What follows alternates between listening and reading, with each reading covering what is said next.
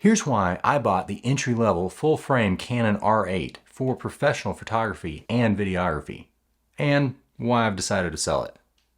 So it's pretty widely known that the EOS R8 isn't the most renowned camera when it comes to features for professional work. It has a terribly small 1040 milliamp hour LPE17 battery when compared to the 2130 milliamp hour in most of Canon's mirrorless lineup. It has overheating issues when filming at 4K 60 frames per second, and it doesn't have the latest tech like in-body image stabilization. But despite those drawbacks, I still decided to purchase this R8. My main reason for purchasing it was to upgrade my old 6D Mark II DSLR to have another camera that could film in full-frame 4K 60. And being invested in the Canon ecosystem, it didn't leave me with too many options. What really drew me to the R8 was its price point. Being a little over $1,000 at the time, it was around half the cost of my primary camera, the R6 Mark II. And yet, with basically the same image sensor, I'd be able to get the same high quality image out of my B cam. And I've used it to record both photos and videos at several weddings. I've got to say, as long as you have some extra batteries, it's not a bad camera. Image quality and low light performance match the much more expensive R6 Mark II. I've been thoroughly impressed with the video record time when recording at 4K 24. It was able to make it through the entire 1.5 hour Catholic Mass without overheating. It's never a good feeling to see the temp warning, and while I have seen the temp icon on the R6 Mark II, it's never gone up by more than a couple of bars, even when filming outside in 90-degree heat. But on the R8, filming in 4K 60 does overheat significantly faster than R6 Mark II. Canon says you'll get approximately 30 minutes of continuous video recording at 4K 60, and I would say that's pretty accurate. And even though I'm not going to be recording that long continuously in 60 FPS, I need a camera that I don't have to worry about missing a shot because of overheating. But as long as I kept it in 24 FPS mode, I was able to record all the way until I hit the 2-hour limit without issue. Speaking of being able to record for 2 hours, I was only able to record that long on battery because I bought this Velo battery grip and a pack of extended capacity batteries.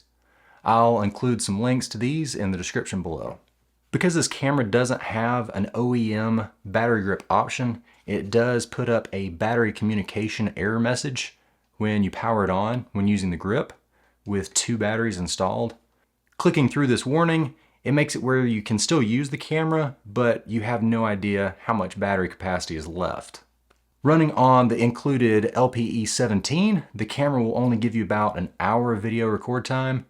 However, this same OEM battery lasted for over 450 photos during a wedding day before flashing low battery.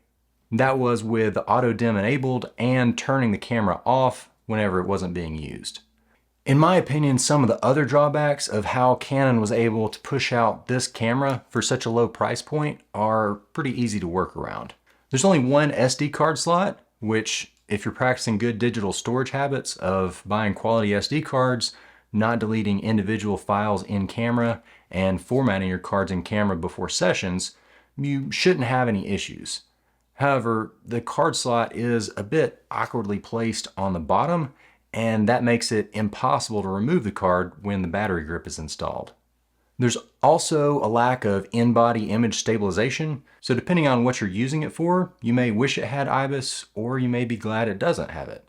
Occasionally when shooting video on a gimbal or handheld, IBIS can cause some jello-like distortion in the edges of video, but having IBIS is an overall plus to be able to capture more stable photos and video overall.